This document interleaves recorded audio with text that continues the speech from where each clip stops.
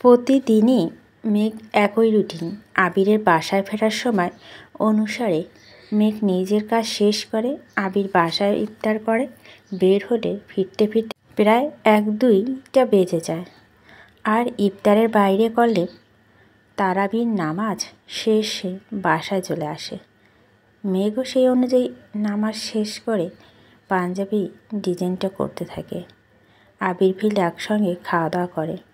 রাতে ছাড়া এখন আবিরকে দেখা যায় না বললেই চলে, তাই রাতটা আবিরকে দেখার উত্তম সময়। যেই দিন আবির বেশি রাত করে বাসায় ফিরে সেই দিন সেহরিতে আবির মেঘকে আগে কল দেয়। অন্য দিনগুলো মেঘ আবিরকে কল দিয়ে ঘুম ভাঙিয়ে দেয়। পাশাপাশি রুম থেকেও সামনাসামনি কারো মুখেই কোনো কথা নেই। আর শুক্রবার অফিস বন্ধ থাকায় আবির সকাল থেকে জামা কাপড় ধুতেছে। মেঘ কোনো কারণে ছাদে গিয়ে দেখে ছাদ ভরে আছে আবিরের শার্ট আর টি শার্টে। সবগুলোর মধ্যে সাদা শার্টের সংখ্যা বেশি। সবগুলো গুনে শেষ করা মাথায় হাত দিয়ে বিড়বিড় করতে করতে মেঘ নিচে নামে। আবিরও কতগুলো শার্ট পাঞ্জাবি নিয়ে উপরে উঠছে। মেঘকে বিড়বিড় করে নামতে দেখে প্রশ্ন করল, ভর দুপুরে ছাদে গেলি কেন? মেঘ উত্তর না দিয়ে উল্টো প্রশ্ন ছুড়ে দিল, একটা মানুষের 27টা সাদা শার্ট কীভাবে থাকতে পারে?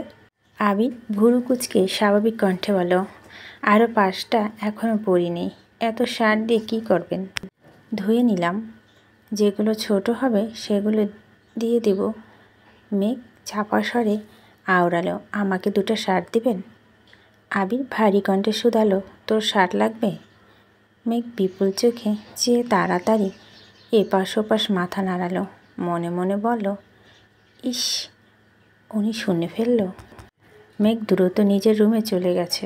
আবির নামাজ পড়ে এসে সেই যে ঘুমিয়েছে, এর মধ্যে রাকিব প্রায় 22টা কল দিয়েছে। আবির ঘুম থেকে উঠে এতগুলো কল দেখে ভয়ে ভয়ে কল দিল। রাকিব কল রিসিভ করেই হুঙ্কার দিল, আজকে রোজা রাখছিস বলে তোকে বকতে পারছি না। কতগুলো কল দিলাম, কই ছিলি? ফোন সাইলেন্ট করে ঘুমিয়েছিলাম। কেন? একটু ঝামেলা হইছে। একটু না, বেশি ঝামেলা। ফোনে বলবি নাকি দেখা করবি? ইফতার করে বের হোস। আবির উষ্ণ স্বরে জানালো, শরীরটা খুব দুর্বল, তুই বাসায় আয়, এখনই চলে আয়, সমস্যা নেই। না না, এখন আসলে সবার সাথে ইফতার করতে হবে। তোর বাবে রে আমি বিরাট ভয় পাই। উনি আমার দিকে তাকালে মনে হয় আমি গড়গড় করে সব বলে দিই। কি বলে দিবি? তোর আর মেঘের ব্যাপারে যা জানিস সব এমনিতে মুখ ফসকে বলে দিব। তার চেয়ে বরং ইফতারের পরে আসি। তোর ইচ্ছে। নামাজ শেষে আবির বাসায় আসে। 10 মিনিট পরই রাকিব বাসায় আসে। মালিহা খানকে ভালো মন্দ জিজ্ঞেস করে সরাসরি আবিরের রুমে চলে গেছে। আবিরকে বিস্তারিত ঘটনা বলার পর আবির স্বাভাবিক কণ্ঠ বলল, তুই এখন কি চাচ্ছিস? আমি রিয়াকে বিয়ে করতে চাচ্ছি। এখন বিয়ে করবি? সব জানাজানি হয়ে গেলে? এই অবস্থায় বিয়ের সিদ্ধান্তটা না নিলে পরবর্তীতে ঝামেলা আরও বাড়বে। আবির স্বাভাবিক কণ্ঠে বলল, তাহলে আন্টিকে তুই বুঝা। গতকাল রাত থেকে আম্মু আমার সাথে কথা বলে না। প্রথমে ভাবছি ঠিক হয়ে যাবে, আজকেও বিকাল নাগাদ যখন কথা বলছে না তখন বাধ্য হয়ে বাসা থেকে চলে আসছি। এখন আমি কি করতে পারি সেটা বল। রাকিব মলিন হেসে বলল, তুই আম্মুকে বুঝাবি? আবির হুঙ্কার দিয়ে উঠল, আমি আমার পরিবার মানাতে পারছি না বলে বিয়ে করতে পারছি না, সেখানে তুই আসলি আমাকে নিয়ে তোর পরিবার মানাতে? বাহ রাকিব বাহ। প্লিজ বন্ধু, তুই ছাড়া আমাকে কে আছে বল? তুই আমার কাছে যে কোনো সমস্যার সমাধান চা, আমি যথাসাধ্য চেষ্টা করব, কিন্তু যে মার প্যাচে আমি আটকে আছি সেটা সমাধান করার কাজ চাস না। রাকিব আকুল কণ্ঠে বলে উঠল, এতদিন আমার বাসায় সমস্যা ছিল না, শুধু রিয়া বাসার সমস্যা ছিল, কিন্তু এখন ওদের বাসার সাথে সাথে আম্মু প্যাচ ধরে বসে আছে। জান্নাত আম্মুকে বোঝানোর অনেক চেষ্টা করছে, কিন্তু আম্মুর কথা মানা অবস্থায় নেই। আবির রাশভারী কণ্ঠে বলল, দেখ, এর সমাধান আমার কাছে আছে। তুই যেমন আব্বুকে ভয় পাস, আমিও তেমন আন্টিকে ভয় পাই। আমার এসব মনে হচ্ছে ছোটোবেলায় গণিত পরীক্ষায় তুই 2 নাম্বার কম পেয়েছিলি বলে রাস্তার মাঝখানে তোকে কি মাইরটাই না দিয়েছিল, সেই থেকে আমিও তোর বাসায় যাই না। তুই না গেলে কি হবে? আম্মু তোকে খুব ভালোবাসে, তোর কথা বললে যে কোনো অনুমতি দিয়ে দেয়, কিন্তু এই ব্যাপারটা সিরিয়াস, তাই তোকে নিয়ে যেতে হবে। আমার পাটা ঠিক হয়েছে বেশি দিন হয়নি। আব্বু এখনও বাইক চালানো অনুমতি দেয়নি। রিক্সা করে অফিসে যাই আমি। সেখানে তোর বিয়ের কথা বলতে তোদের বাসায় যাব, আর আন্টির হাতে মাইর খেয়ে আবার বিছানায় পড়ি নাকি? গতবার আমার শ্বশুর বেশি না মাত্র 2 ঘন্টা ঝাড়ছিল, এবার কিছু হলে সোজা মার্ডার করে ফেলবে। তুই কি চাস আমি না বিয়ে করি? 2-1টা পরি আমাদের সংসারে আসুক, তোদের চাচ্চু বলে ডাকুক, আর আমায় আব্বু। রাকিব গুরুগম্ভীর কণ্ঠে বলল, একটা প্রবাদ বাক্য আছে, আইব পোলা ডাকব বাপতে, যাইব মনের পাপ, তোর অবস্থা হয়েছে এরকম। আবির ঠোঁট বেঁকিয়ে হেসে বলল, আমার পোলা লাগতো না, একটা মেয়ে হলে হবে, যাকে ঘিরে আমাদের ছোটোখাটো একটা সংসার হবে। আবির রাগান্বিত কণ্ঠে বলল, আর কত কল্পনায় ভাসবি, এবার বাস্তবে আয়, বাস্তবে এসে আমাকে বাঁচা। আমি পারবো না, দুঃখিত। মেঘ দরজা থেকে উঁচু স্বরে বলল, আসবো? আবির ঠোঁটে হাসি রেখে বলল, হ্যাঁ আসেন। মেঘ মোলায়েম কণ্ঠে বলল, বড় আম্মু আপনাদের জন্য খাবার পাঠিয়েছেন। রাকিব ঘাড় ফিরে তাকে জিজ্ঞেস করল, কেমন আছো আপু? আলহামদুলিল্লাহ ভালো, আপনি কেমন আছেন ভাইয়া? আমি ভালো নেই, আমার অবস্থা খুব খারাপ। কেন ভাইয়া, কি হয়েছে? তোমার আবির ভাইকে একটু বলো আমাকে সাহায্য করতে, ও ছাড়া আমি কাউকে ভরসা করতে পারি না। তুমি একবার বলো মেঘ। মেঘ ভুরু কুঁচকে সরু নেত্রে চেয়ে আছে, আচমকা প্রশ্ন করল, কি বলবো? আবির গম্ভীর কণ্ঠে বলল, কিছু না, তুই রুমে যা। না মেঘ, তুমি যাবে না, তুমি আবিরকে একবার বলো, তারপর চলে যেও। মেঘ আবারও প্রশ্ন করল, বলবো কি আমি? তুমি বলো আমাকে যেন আবির সাহায্য করে। মেঘ আবিরের দিকে কিছুক্ষণ তাকিয়ে মসৃণ কণ্ঠে বলল, রাকিব ভাইকে কিসের সাহায্য চাচ্ছে? করে ফেলুন সাহায্য। আবির স্বাভাবিক কণ্ঠে বলল, ঠিক আছে তুই যা এখন। রাকিব পুনরায় বলে উঠল, আপু তুমি জিজ্ঞেস করো আবির সাহায্য করবে কি না, হ্যাঁ অথবা না। আবির চেঁচিয়ে উঠে বলল, হ্যাঁ হ্যাঁ করব সাহায্য, হয়েছে? রাকিব অস্থির নিঃশ্বাস ছেড়ে হাসি মুখে বলল, এই না হলে আমার বেস্ট ফ্রেন্ড। আবির অগ্নিদৃষ্টিতে রাকিবের দিকে তাকিয়ে আছে। মেঘ চলে যেতে পুনরায় প্রশ্ন করল, আচ্ছা কি হয়েছে? রাকিব স্বাভাবিকভাবে জিজ্ঞেস করল, তুমি রিয়াকে চেনো, আমার গার্লফ্রেন্ডের রিয়া আপু? রাকিব আবিরের দিকে তাকিয়ে বলল, বাহ আবির।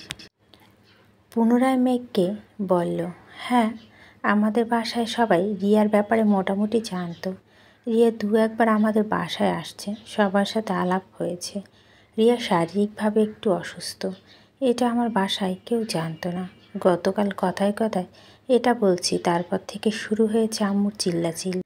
বাড়ির বড় বউ হবে রোগী হলে কিভাবে হবে, লোকে কি বলবে, সারা জীবন ডাক্তারের কাছে দৌড়াতে দৌড়াতে শেষ হয়ে যাব।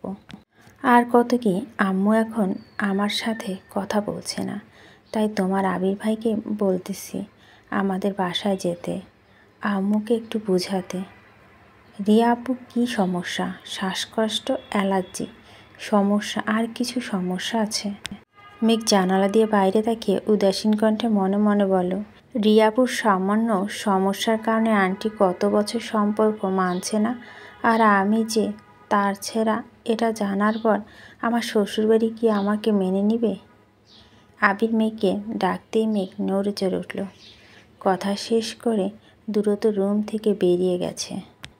মেঘ যেতেই রাকিব বলল, আজ মেঘ আসছিল বলে বেঁচে গেলি। আবির রাগান্বিত কণ্ঠে বলল, লোকে এজন্য বলে কাউকে দুর্বল জায়গায় চিনাতে নেই। আমি নিজেও এখন আধমরা, তাই তো মেঘকে দিয়ে সাহায্য চাইলাম। আচ্ছা, তুই না একবার বলছিলি মেঘ অসুস্থ? ঠিকই তো দেখলাম। আবির কপাল কুটিয়ে গুরুভাব কণ্ঠে বলে, অসুস্থ না রে, বৃষ্টিতে ভিজেছিল। ধমকে হাত থেকে বাঁচতে শ্বশুরের মুখের উপর বলেছি, আপনার মেয়ে কিছু না হলে তো হলো। যেই কথা সেই কাজ। আমার শ্বশুর সকাল বিকাল দেখে মেয়ের জ্বর সর্দি আসছে কিনা, কারণ কিছু একটা হলে আমার ইচ্ছে মতো ঝাড়তে পারবে। উনি যদি ডালে ডালে চলে, তবে আমি চলি পাতায় পাতায়। সপ্তাহখানেক মেয়েকে গরম পানির উপর রেখেছি। সারাক্ষণ গরম পানি খেয়েছে, অ্যান্টিবায়োটিক খাইয়েছি, প্রাকৃতিক ওষুধ, সব যত রকম ঘরোয়া পদ্ধতি আছে সব চেষ্টা করে ফেলেছি। আল্লাহর রহমতে সত্যি জ্বর কিছুই হয়নি। তোর জীবনে এখন ডিসকভারি চ্যানেলের বাঘ আর হরিণের মতো হয়ে গেছে। জামাই শ্বশুরের চ্যালেঞ্জ। চাচু যেদিন জানতে পারবে ওনার পরীর মতো মেয়ের পিছনে তোর মতো বানর ঘুরঘুর করে, তখন ওনার কী অবস্থা হবে আবির? সেই দিন নিয়ে এখনও ভাবি না। যা হবে সেই দিন হবে। বাঁচা আর মরা দু হাতে নিয়ে ওনাদের সম্মুখীন হব। আচ্ছা, এখন চল, নামাজ পড়ে আমাদের বাসায় যাবি। আবির আচ্ছা বলার আগেই জান্নাত আবিরের নাম্বারে কল দিল। আবির রিসিভ করতে জান্নাত বলল, আবির ভাইয়া, রাকিব ভাইয়া বাসা থেকে চলে গেছে। ভাইয়ার ফোন বন্ধ। আম্মু টেনশনে অসুস্থ হয়ে পড়ছিল, এখন কিছুটা সুস্থ হয়েছে। ভাইয়ার সাথে কথা বলতে চাচ্ছে। আপনি ভাইয়াকে খোঁজে নিয়ে তাড়াতাড়ি বাসায় আসুন প্লিজ। আচ্ছা, আসতেছি। আবির আর রাকিব ঘণ্টাখানেকের মধ্যে রাকিবদের বাসায় আসছে। আন্টি আঙ্কেলের সাথে কথা বলে অনেক কষ্ট রাজি করিয়েছে। সঙ্গে সঙ্গে রিয়াকে কল দিয়ে রিয়ার আম্মুর সাথেও কথা বলে। প্রায় ঘন্টা দুয়েক আলাপ আলোচনা শেষে রাকিব আর রিয়ার বিয়ে ঠিক হয়েছে। ঈদের একদিন পরেই বিয়ে। রিয়া পরিবার আত্মীয় স্বজনদের মধ্যে অনেকেই বিয়েতে রাজি না, তাই মোটামুটি ঘরোয়াভাবেই বাসাতে প্রোগ্রাম করা হবে। আবির বাসায় ফিরতেই আলী আহমেদ খান শুধালেন, কোথায় ছিলে? রাকিবদের বাসায় গিয়েছিলাম। রাকিব দেখলাম সন্ধ্যায় আমাদের বাসায় আসলাম, আবার তুমি এখন ওদের বাসা থেকে ফিরছ। কোনো সমস্যা? না আব্বু, তেমন কোনো সমস্যা না। রাকিব বিয়ে ঠিক হয়েছে, ঈদের একদিন পরই বিয়ে। আলী আহমেদ খান রাজভারী কণ্ঠে বলল, কোথায়? ঈদের পর তোমার বিয়ে হওয়ার কথা ছিল। তা না, তোমার বন্ধুর বিয়ে করছে। ভালো ভালো। আবির মনে মনে আওড়ালো, যাকে বিয়ে করতে চাই তাকে বিয়ে না দিলে এই ঈদ কেন? একের পর এক ঈদ কেটে গেলেও আবির অন্য কাউকে বিয়ে করবে না। দেখতে দেখতে সময় পেরিয়ে যাচ্ছে। এক সপ্তাহ পরে ঈদ উল ফিতর। খান বাড়িতে শপিংয়ের মেলা বসেছে। আলী আহমেদ খান, ইকবাল খান, মোজাম্মেল খান তিনজনই আলাদা আলাদাভাবে সবার জন্য কাপড় চোপড় এনেছে। বছরে একবারই ওনারা নিজের শপিংয়ে যান। তাছাড়া তানবীর সবার জন্য জামা কাপড় এনেছে। বাড়ি ছোট করতেই একদিন মেঘকে শপিংয়ে নিয়ে গিয়েছে। সবার জন্য শপিং করে এনেছে। মেঘ অলরেডি 5-6 সেট ড্রেস হয়ে গেছে, তবে কাঙ্ক্ষিত ব্যক্তি থেকে এখনও কিছু পাওয়া হয়নি, তাই মেঘের মনে তেমন ভালো না। আবিরের পাঞ্জাবি টি শার্ট কাজ কমপ্লিট, এখন শুধু দেওয়ার অপেক্ষা। আর সকাল থেকে তানবীর আবিরকে খুঁজছে। আবির রাকিবের বিয়ে শপিং করতে বেরিয়েছে। আবির দুপুরের দিকে বাসায় আসতে তানবীর ছুটে গেল। আবির নির্বাক ভঙ্গিতে জিজ্ঞেস করল, কি হয়েছে তোর? তানবীর অনিচ্ছা হেসে বলল, ওর জন্য একটা ড্রেস কিনেছি, কিভাবে দিব বুঝতে পারছি না, হেল্প করো। আমার হেল্প করতে হবে কেন? সামনে যেতে না চাইলে নিজের বুদ্ধি কাজে লাগা। মানে তোর বোনকে যেভাবে গিফট পাঠিয়েছিলি সেভাবে পাঠা। ও যদি না পড়ে? এত চিন্তা করলে অকালে চুল পেকে যাবে। তোর কাজ গিফট দেওয়া, অ্যাকসেপ্ট করবে কিনা সেটা তার বিষয়। ঠিক আছে। তানবীর বন্যার ঠিকানা দিয়ে ড্রেস কুরিয়ার পাঠিয়ে দিয়েছে। কুরিয়ার থেকে বক্স নিয়ে বন্যার রুমে গেল। সন্দেহ নিয়ে বক্স খুললে বিশাল গর্জিয়াস এক ড্রেস বের হলো। ড্রেসের ওজন বলে দিচ্ছে ড্রেসটা অনেক দামি। বন্যার সঙ্গে সঙ্গে মেঘকে কল দিয়ে সব ঘটনা খুলে বলল। মেঘ অচতুর কণ্ঠে বলল, গিফটকে পাঠালো সেটা বড় বিষয় না, গিফট পেয়েছিস এটা নিয়ে খুশি থাক। এত দামি ড্রেস কি করব আমি? কেউ হয়তো ভুলে পাঠিয়েছে। মেঘ তাড়িত বেগে বলল, আরে বোকা, ঠিকানা তোর বাসার, তোর নাম্বার তোর, মানে কেউ ইচ্ছে করে তোকে পাঠিয়েছে। আমি ড্রেস পরব না, যেভাবে আছে সেভাবে রেখে দিব। মেঘ সঙ্গীভাবে চমকে উঠে, তুই ড্রেস না পরলে মজাটা করব কিভাবে? কিসের মজা? তুই ড্রেসটা পরে ছবি তুলে একটা ছবি ফেসবুকে পোস্ট করবি, তারপর দেখবি পরিচিত মানুষের বাইরে কে তোর ছবিতে রিয়াক্ট দেয়। সেখান থেকে খোঁজ নেব মনে মনে কেউ তোকে পছন্দ করে, আর কোনো বড়লোক বাপের ছেলে এত দামি ড্রেস তোর জন্য পাঠায়। আমি পারবো না। চুপ, আমি যা বলছি তাই হবে। এই ব্যাপারে আমি আর কোনো কথা শুনতে বা মানতে পারবো না। কিরে, তোর আবার কি হলো? না, দেখছিলাম আবির ভাইয়ের স্টাইলে কথা বললে কেমন লাগে। রাখি এখন, টাটা। আচ্ছা, টাটা, আগামীকাল ঈদ। মেঘ এখনও অপেক্ষায় আছে। আবির তাকে একটা ড্রেস গিফট করেছে, আর সেটা মেঘ ঈদের দিন সকালে পরবে, অথচ আবির এখনও ড্রেস দিচ্ছে না। এদিকে দুপুর থেকে হালিমা খান মেঘদের পার্লারে যেতে বলেছে, মেহেদি দেওয়ার জন্য বুকিং করে রেখেছে আরও 1 মাস আগে। কিন্তু মেঘের পার্লারে যাওয়ার মনোযোগ নেই। এক ফাঁকে মেঘ ছুটে গেল আবিরের রুমে। আবিরকে ডেকে বলল, আবির ভাই, আপনি আমায় মেহেদি দিয়ে দিবেন না কেন? মেহেদি আর্টিস্ট কোথায়? আর্টিস্টের কাছে দিব না, আপনি রাতে দিয়ে দিবেন। আমি পারবো না। মিমকে নিয়ে তাড়াতাড়ি মেহেদি দিতে চা, ইফতারের আগে আগে চলে আসবে। মেঘ কাঁদো কাঁদো কণ্ঠে বলল, মায়ের সাবুর বিয়েতে আপনি কত সুন্দর করে মেহেদি দিয়ে দিয়েছিলেন, আজকে একটু দিয়ে দেন না প্লিজ। আবির রাগান্বিত কণ্ঠে বলল, মেঘ উল্টো পাল্টো বায়না ধরবি না, যা বলছি তাই শোন। মেঘ মন খারাপ করে নিজের রুমে চলে গেল। মেহেদি দিবে না বলে পরে বাড়ির সবাই জোর করে পার্লারে পাঠিয়েছে। সন্ধ্যার দিকে বাসায় ফিরে মেঘ দেখল তার বিছানার উপর একটা শপিং ব্যাগ রাখা। শপিংয়ে 2টো ড্রেস, একটা হলুদ রঙের আর একটা গাঢ় নীল রঙের। 2টো ড্রেসই খুব সুন্দর, তবে মেঘের নীল ড্রেসটা বেশি পছন্দ হয়েছে। মেঘ ড্রেস দেখতে দেখতে আজান পড়ে গেছে। মেঘ দূরত্ব ইফতার করতে চলে গেছে। ইফতার করে রুমে এসে নামাজ শেষ করে আবারও ড্রেসগুলো দেখছে। আবির ইশারা নামাজ পড়তে বের হতেই মেঘ আবিরের দিকে ডিজাইন করা 2টো পাঞ্জাবি আর টি শার্টগুলো আবিরের রুমে রেখে আসছে। তানবীরের রুমে একটা পাঞ্জাবি আর একটা টি শার্ট রেখে আসছে। আবির কিছুক্ষণ পর রুমে এসে দেখল পাঞ্জাবির উপর ছোট্ট একটা চিরকুট। হাতে নিতেই দেখল এতে লেখা, আপনার স্পাডার দেওয়া প্রথম পাঞ্জাবি, ভালো লাগলে চোখ খুলে পরবেন, ভালো না লাগলে চোখ বন্ধ করে পরবেন, তবুও পরবেন।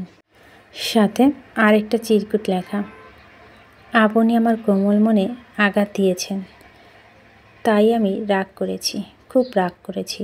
সামান্য একটু মেহেদি দিয়ে দিলে আপনার খুব বেশি ক্ষতি হয়ে যেত। আপনি আমার মনে ছোট ছোট অভিযোগ সৃষ্টি বিশালাকার পর্বত। আপনাকে ঘিরে আমার যত অভিযোগ ছিল সব ঈদের চাঁদের কাছে সঁপে দিয়েছি। তবু দোয়া করি আপনি ভালো থাকুন, পৃথিবীতে সব সুখ আপনাকে ঘিরে রাখুক। ঈদ মোবারক।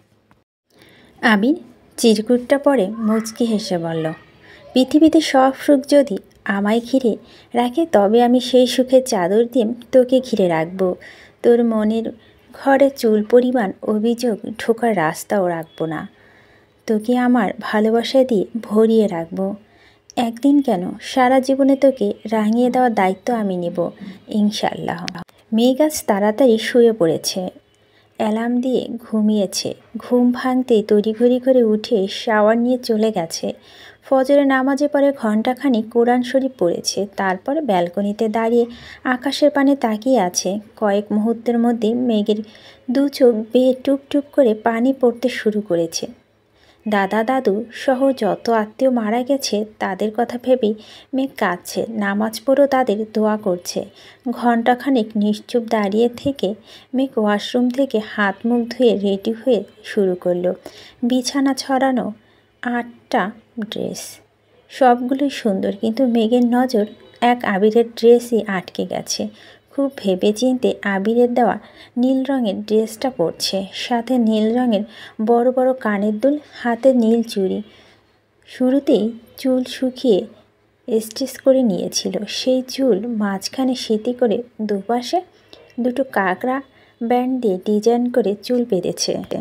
পিছন থেকে সব চুল ছাড়া, তবে স্ট্রেট করার জন্য খুব সুন্দর লাগছে। মুখে হালকা মেকআপ করে ঠোঁটে গোলাপি রঙের লিপস্টিক লাগিয়েছে।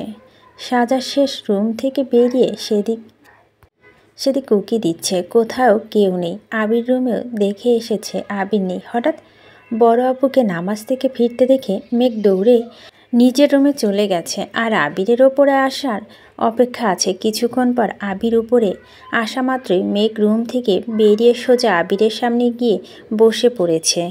মেঘের এমন কাণ্ডে আবির কিছুটা ভগড়ে গেছে। সঙ্গে সঙ্গে 2 পা পিছিয়ে দাঁড়ালো। মেঘ উপরে তাকাতে 2 হাতে আবিরের 2 পা স্পর্শ করল। ততক্ষণে আবু নিচু হয়ে মেঘের 2 কাঁধে আলতোভাবে হাত রেখে বলল, সালাম করতে হবে না, ওঠেন। মেঘ সালাম করে ঠোঁটে প্রশান্তির হাসি দিয়ে উঠে দাঁড়ালো। আবিরের পরনে মেঘের দেওয়া সাদা পাঞ্জাবি, তা দেখে মেঘের ওষ্ঠযুগল আরও বেশি প্রশস্ত হলো। মেঘের কল্পনা আবির ভাইকে যতটা সুন্দর লেগেছিল, বাস্তবে তার থেকে বহুগুণ বেশি সুন্দর লাগছে। আবিরও নির্বাক হয়ে মেঘকে দেখছে।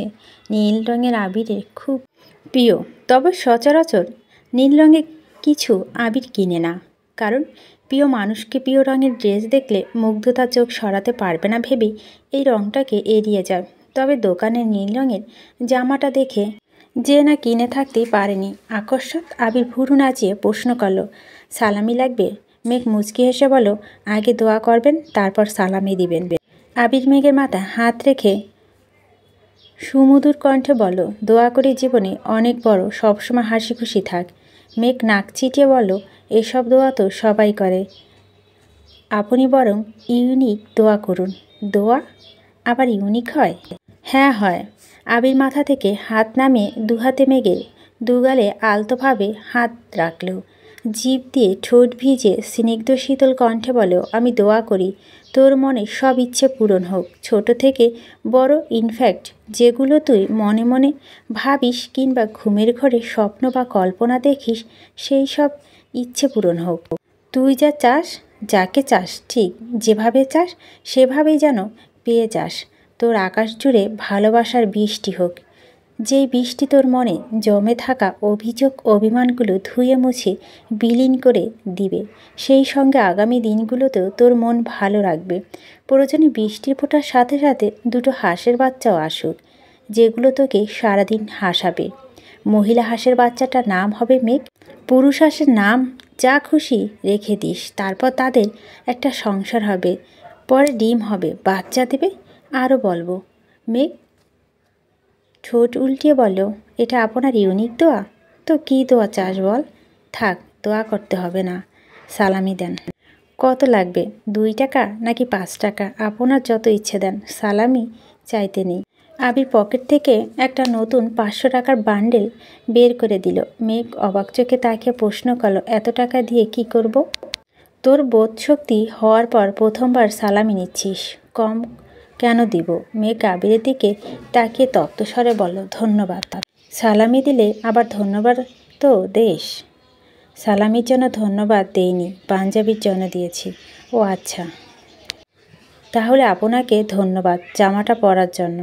মেঘ রুমে যেতে যেতেই হঠাৎ বলে উঠল, আমি কিন্তু পুরুষ হাঁসের নাম ফিক্সড করে ফেলেছি। আবির মুচকি হেসে বলল, আমি জানি। আবির নিজের রুমে চলে যাচ্ছে। মেঘ নিজের রুমে এসে টাকাগুলো ড্রয়ারে রেখে ড্রেসিং টেবিলের সামনে দাঁড়িয়ে ভাবছে, পুরুষ হাঁসটা আবির আর মহিলা হাঁসটা মেঘ। একদিন তাদের বিয়ে হবে, তাদের সাজানো ছোট্ট একটা সংসার হবে, তারপর তাদের ঘর আলো করে একটা রাজকন্যা না হয় রাজপুত্র আসবে। উফ, বলেই মেঘ লজ্জার দুহাতে নিজের মুখ ঢেকে ফেলছে। ব্লাশ দেওয়া গাল দুটো যতটা লাল হয়েছিল, এইসব কথা ভেবে দু গালে 3 গুণ বেশি লাল হয়ে গেছে। কিছুক্ষণ পর মেঘ স্বাভাবিক হয়ে নিচে নামলো। মেঘের ড্রেস দেখে কাকিয়া বলল, এই ড্রেসটা অনেক সুন্দর, তোকে খুব ভালো লাগছে, কিন্তু তুই যেটা পছন্দ করে কিনলি সেটা পরিসনি কেন? মেঘ হাসি মুখে বলল, ঈদ 7 দিন থাকে, সবার দেওয়া ড্রেসই পরব। তানবীর নামাজের সময় তাড়াহুড়া করে গিয়েছিল বলে মেঘের দেওয়া পাঞ্জাবিটা পরে যেতে পারেনি। বাসায় এসে তাড়াতাড়ি করে মেঘের দেওয়া পাঞ্জাবি পরে নিচে আসছে। আবিরও ততক্ষণে নিচে আসছে। সবাই একবার আবিরকে দেখছে, আবার তানবীরকে। হালিমা খান প্রশ্ন করল, তোরা কি সেম পাঞ্জাবি কিনছিস? তানবীর ঠোঁটে হাসি রেখে বলল, পাঞ্জাবি গিফট পেয়েছি। কে দিল? বনু আমাকে আর ভাইয়াকে গিফট করেছে, ডিজাইন নিজে করেছে। মেঘ ছোট করে বলল, হ্যাঁ, বাহ, খুব সুন্দর হয়েছে। তোর আব্বু চাচ্চুদেরও দিতি, ভালো লাগলে ইনশাল্লাহ আগামী ঈদের সবাইকে দেব ইনশাল্লাহ। সবাই একসঙ্গে খাওয়া দাওয়া শেষ করে 5 ভাই বোন মিলে ঘুরতে বেরিয়েছে। তানবীর ড্রাইভ করছে, আবির তার পাশের সিটে বসে আছে। ফুপি বাসা থেকে অলরেডি ঘুরে অল্প নাস্তা করে আসছে। রাস্তায় যেতে যেতে মেঘ হঠাৎই বলে উঠল, ভাইয়া চলো না বন্যাদের বাসা এদিকে যাই। আবির আর তানবীর দুজনে আটকে উঠল। তাদের প্ল্যান ছিল এদিক সেদিক ঘুরে শেষে বন্যাদের বাসায় এদিকে যাবে, কিন্তু মেঘ শুরুতেই বলে ফেলল। তানবীর মুখভঙ্গি স্বাভাবিক রেখে প্রশ্ন করল, ওই দিকে কেন? বন্যা ঈদের কোথাও বের হয় না, আমরা যেহেতু বের হয়েছি ওকে দেখে আসি। আবির মৃদু হেসে বলল, শুধু দেখে আসবি কেন, ওকে নিয়ে আসবি, সবাই একসঙ্গে ঘুরবো। আচ্ছা, বলবো ওকে। তানবীর বন্যাদের বাসার উদ্দেশ্যে রওনা দিল। আবির পাশে বসে ফোনে কিছু একটা করছে আর তানবীরের সাথে টুকিটাকি গল্প করছে। হুট করে আদি বলে উঠল, আবির ভাইয়া, তুমি আমাকে সালামি দাওনি কেন? আদির কথা শুনে মিম মেঘ দুজনই চমকে উঠেছে। মেঘ মনে মনে ভাবছে, আপনি আমাকে এত এত টাকা সালামি দিলেন অথচ আদিকে দিলেন না, এটা কি ঠিক হলো? আবির ভুরু কুটিয়ে গম্ভীর কণ্ঠে বলল, আমি নামাজে যাওয়ার আগেই তোকে সালামি কাকিয়ার কাছে রেখে গেছি। কাকিয়া ব্যস্ততায় হয়তো মনে নেই, বাসায় গেলেই পেয়ে যাবি। তাছাড়া গতকাল তোদের রুমে ড্রেস রেখে আসছি, দেখিসনি? মিম তরিত বেগে বলল, হ্যাঁ দেখেছি, ড্রেসটা খুব সুন্দর হয়েছে, রাতে পরব। আদিও বলে উঠল, শার্টটা রাতে দেখেছি, থ্যাংক ইউ ভাইয়া। তানবীর ঠাট্টা স্বরে বলল, আদি তোর সালামি কত হলো? আদির মুখ ফুসকে বলল, তোমাকে কেন বলবো, আমি ঘুমালে তুমি কি নিয়ে যাইতা? তানবীর হেসে বলল, সে আমি এখনই তোর থেকে নিতে পারি, নিব? আদি চিৎকার দিয়ে উঠল, নাও। আবির মেকি স্বরে বলল, দূর। তানবীর তোর সালামি নিয়ে কি করবে? আদি মুখ ফুলিয়ে বলল, একবার নিয়ে গেছিল। আবির ভুরু কুচিয়ে সন্দেহ দৃষ্টিতে তানবীরের দিকে তাকালো। তানবীর হেসে বলল, আরে ভাইয়া, ব্যাপারটা তেমন না তো। কেমন? তখন আদি আরও ছোট ছিল। আদি আমার কাছে সালামি চাইতে, তো আমি বলছি তুই যত সালামি পেয়েছিস আমি একাই ততটা দিব। আদি যেমন তার সালামি আমাকে দেখায়, তারপর আদি বের করে দিল সব। তখন মজা করে আমি একবার বলেছিলাম, এখন যদি তোর সালামি আমি নিয়ে যাই তাহলে কেমন হবে? বলছিল, মারে মরেছি।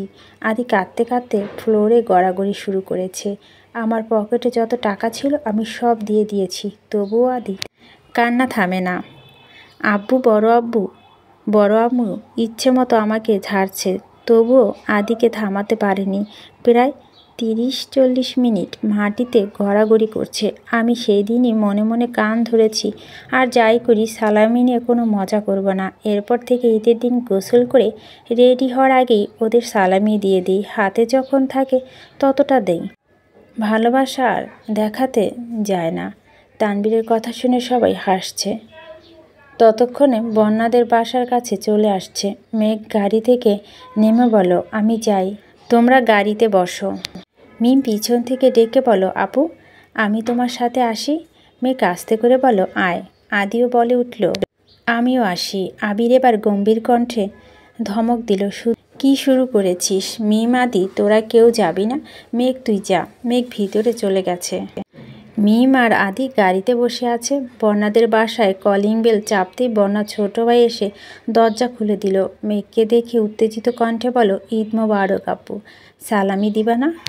মেঘ হাসি মুখে একটা 500 টাকার নোট বের করে দিল।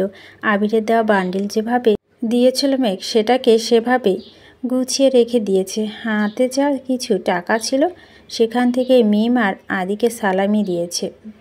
মেঘ বন্যা আব্বু আম্মু সালাম করে দ্রুত বন্যার রুমে চলে গেল। বন্যা একা একা সেলফি তুলছে। পরনে বন্যার আব্বুর দেওয়া একটা 3 পিস, বিছানার উপর তানবীরের দেওয়া দামি ড্রেসটা পরে আছে। বন্যা মেঘকে দেখে এগিয়ে এসে বলো, ঈদ মোবারক বেবি, তুই আমাদের বাসায় একা আসছিস? মেঘ মুখ বেঁকিয়ে গম্ভীর কণ্ঠে বলল, ঈদ মোবারক। ঈদের দিন আমাকে একা হতে দিবে? তোর মনে হয় আবির ভাই, ভাইয়া, মিম আদি সবাই আসছে। ওরা নিচের গাড়িতে। ওনাদের ভিতরে নিয়ে আসিসনি কেন?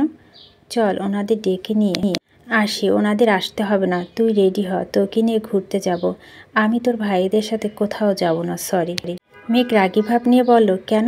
আমার ভাইয়ারা কি বাঘ না ভাল্লুক যে তোকে খেয়ে ফেলবে? চল আর ওই ড্রেসটা পরে যাবি। আমি তোকে সুন্দর করে ছবি তুলে দেব, তারপর যা বলছিলাম তাই করব। বন্যা কপাল গুটিয়ে বলো, ড্রেসের মালিককে খোঁজা আমার কোনো ইচ্ছে নেই। ড্রেস এমনই পরে থাকুক। এখন নিচে চল, ওনাদের ডেকে নিয়ে আসি। আব্বু আম্মু শুনলে বকা দিবে। চল ওনাদের ডাকতে পারি, তবে একটা শর্ত, তুই যদি বলিস তুই আমাদের সাথে ঘুরতে যাবি তবে ওনাদের ডাকবো। আর ঘুরতে গেলে অবশ্যই এই ড্রেসটা পরে যেতে হবে। আমি এই ড্রেসটা পরতে পারবো না। তাহলে আমিও চলে যাচ্ছি। যাওয়ার সময় কাঁদতে কাঁদতে আঙ্কেল আন্টিকে বিচার নিয়ে যাবে যে তুই আমার সাথে খুব বাজে আচরণ করিস আর তোদের বাসায় আসতেই নিষেধ করেছিস। বন্যা মেঘের হাত ধরে আটকে দিল। গম্ভীর কণ্ঠে বলল, এত ঠঙ্গি মেয়ে, আমি তোকে কখন কি বললাম? মেঘ দাঁত কেলিয়ে হেসে বলল, তুই বলিসনি, তবে আমি ঠিকই বলবো। আমি ভাইয়াদের বলে তোদের বাসা পর্যন্ত নিয়ে আসলাম আর তুই আমাকে সাথে যেতে রাজি হচ্ছিস না? তুই এত নিষ্ঠুর বন্যা। হয়েছে, আর ঢং করতে হবে না, আমি যাব। শান্তি, এখন চল ওনাদের বাসায় নিয়ে আসি। মেঘ হাসি মুখে বলল, তোকে যেতে হবে না, তুই ওই ড্রেসটা পরে তাড়াতাড়ি রেডি হ, আমি নিয়ে আসছি ওনাদের। মেঘ জলদি নেমে আসলো। মেঘের ভাই বোন বাহিরে আছে শুনে বন্যা ছোট ভাই ওদের এগিয়ে আনতে গেল। মিম আদি দ্রুত বেরিয়ে গেছে। তানবীর গুরুভাব কণ্ঠে বলে, ও রেডি হয়ে চলে আসলেই তো হতো, আমাদের ভিতরে যাওয়ার কী দরকার ছিল? আবির গাড়ি দরজা খুলতে খুলতে বলো, তোর একমাত্র শালা তোকে নিতে আসছে, যাবি না? শ্বশুর শাশুড়িকে সালাম করতে হবে না? তানবীর দুর্বল কণ্ঠে বলে উঠল, ওদের বাসায় যেতে আমার অস্বস্তি লাগে। শ্বশুর বাড়িতে গেলে সব ছেলেদের এমন লাগে, এসব কোনো বিষয় না, চল। মেঘ মিমরা অনেকটা সামনে চলে এসেছে। আবির আর তানবীর পিছনে বিড়বিড় করতে করতে যাচ্ছে। বাসায় ঢুকে সবাই বন্যা আব্বু আম্মুকে সালাম করলো। বন্যা বড় আপু টুকিটাকি কথা বলে সবাই খাবার টেবিলে বসতে বলল। মেঘ বারবার বলে দিয়েছে যে অল্প করে নাস্তা দেওয়া হয়, কারণ কিছুক্ষণ আগে ফুপিদের বাসা থেকে খেয়ে আসছে তারা। সবার নাস্তা প্রায় শেষের দিকে। এমন সময় বন্যা রেডি হয়ে উপর থেকে নামছে। তানবীরের দেওয়া খয়েরি রঙের ড্রেসটা বন্যাকে অসম্ভব সুন্দর লাগছে, সাথে হিজাব পরেছে। হাতে সিম্পল একটি পার্স, ঠোঁটে লাল লিপস্টিক আর মুখে হালকা মেকআপ বন্যাকে আরও অপরূপা লাগছে। হঠাৎ বন্যাকে নামতে দেখে তানবীর গলা খাবার আটকে গেছে। বিস্ময় সমেতে তাকিয়ে আছে বন্যার দিকে, ঢোক গিলতে পারছে না। তানবীরের অবস্থা বুঝতে পারে তানবীর তাড়াতাড়ি এক গ্লাস পানি এগিয়ে দিল। তানবীর হৃদয়স্পন্দ বাহির থেকে শোনা যাচ্ছে। পানি খেয়ে সে যে মাথা নিচু করছে একবারের জন্য তাকায়নি। বন্যা নিচে এসে সবার উদ্দেশ্যে ঈদ মোবারক বলো। মিম, মেঘ আদি একসঙ্গে ঈদ মোবারক বলো। তানবীর কোনো রকম প্লেটে নাস্তা শেষ করে উঠে পড়ছে। এর মধ্যে প্রায় শেষ। বন্যা আব্বু আম্মু থেকে বিদায় নিয়ে সবাই বেরিয়ে পড়েছে। আসার সময় ওনারা সবাইকে সালামিও দিয়ে দিয়েছেন। আবির ইশারা দিতেই তানবীর বন্যা ছোট ভাইকে সালামি দিতে গেল, কিন্তু সে কিছুতেই নিবে না। মেঘের সাথে যে যতটা ফ্রি তানবীরের সাথে তেমন না, তাই সে নিতে চাচ্ছে না। তানবীর জোরাজুরি করে সালামি দিয়ে আসছে। তানবীর বেরিয়ে এসে বন্যার দিকে এক পলক তাকালো। সহসা দু চোখ আটকে গেছেন। নিজের পছন্দ করে কেনার ড্রেস যখন প্রিয়জন পরে তখন মনে অন্যরকম প্রশান্তি কাজ করে। তানভীর মৃদুনয়নে বন্যার দিকে তাকিয়ে আছে। বুকের ভিতর ভূকম্প কোনো মতে সামাল দিতে পারছে না। আবির এগিয়ে এসে বলল, চাবিটা দে, গাড়ি আমি চালাচ্ছি। তানভীরের বুক থেকে সানগ্লাসটা খুলে তানভীরের চোখে দিয়ে বলল, সাবধান, সে কিন্তু তোর বোনের থেকে বেশি চতুর। মান সম্মান ডুবাস না, হিরো হতে এসে ভিলেন হয়ে যাস না। আবিরের গাড়িতে বসে একবার পিছনের দিকে নিল। তানভীর পাশের সিটে গিয়ে বসছে। তার দৃষ্টি কোথায় কে জানে। আবির অতি সতর্কতার সহিত গাড়ি চালাচ্ছে। পেছনে মিম, মেঘ আর বন্যা নিজেদের মতো গল্প করতে ব্যস্ত। মাঝে মাঝে আদিও তাদের সঙ্গ দিচ্ছে। সবাই ঘন্টা দুয়ে ঘোরাঘুরি করছে। এই ফাঁকে মেঘ বন্যাকে বেশ কিছু ছবি তুলে দিচ্ছে। ঘোরাঘুরি শেষ বন্যার বাসায় যাওয়ার সময় মেঘ বন্যার ছবি দেখে একটা ছবি সিলেক্ট করে ফেসবুকে পোস্ট করার জন্য। বন্যা আর মেঘ আস্তে ধীরে কথা বললেও আবির সে কথা শুনে ফেলে। আবির সহসা ব্রেক কষল। পিছনে ফিরে মেঘ আর বন্যার দিকে এক পলক দেখে গম্ভীর কণ্ঠে বলল, ফেসবুকের ছবি তার অভ্যাস ত্যাগ করো। আজকের পর ফেসবুক যেন আর ছবি না দেখি। আবিরের কথা শুনে মেঘ ঠোঁট উল্টে কাঁদো কাঁদো মুখ করে তাকালো। আবির দেখেও না দেখার মতো করে সামনে তাকিয়ে আবারও গাড়ি স্টার্ট দিল। মেঘ আর চোখে আবিরকে দেখছে। আবির মিনহাজকে ব্লক করার পরপরই মেঘ ফেসবুক আইডি থেকে মেঘের সব ছবি ডিলিট করে ফেলেছে। মেঘ বিষয়টা তখনই খেয়াল করেছে, বন্যাকে জানিয়েছে। আবির জেলাসি দেখে সেই দিন মেঘ আনমনে অনেকক্ষণ হেসেছে। তবে আজকে শুধু মেঘকে বলেনি, আবির বন্যাকে সহ ওয়ার্নিং করেছে। আবির মেন রোডে গাড়ি থামিয়ে তানভীরকে বলো, তানভীর বন্যাকে বাসা পর্যন্ত এগিয়ে দিয়ে আয়। বন্যা সঙ্গে সঙ্গে বলো, আমাকে এগিয়ে দিতে হবে না, আমি যেতে পারবো। আবির রাশভারী কণ্ঠে বল, জানি, কিন্তু তুই যেহেতু আমাদের সাথে বেরোয়েছ তাই আমাদের উচিত তোমাকে বাসা পর্যন্ত পৌঁছে দেওয়া। তানভীর যা। বন্যার কথা বাড়ালো না। সবাই থেকে বিদায় নিয়ে নেমে গেল। গলি রাস্তায় তানভীর আর বন্যা হাঁটছে। তানভীর শান্ত স্বরে বলল, ঈদ মোবারক। ঈদ মোবারক। কারো মুখে কোনো শব্দ নেই। বাসার কাছাকাছি আসতেই তানভীর পকেট থেকে টাকা বের করে বন্যার দিকে এগিয়ে দিয়ে বলল, এটা তোমার সালামি নাও।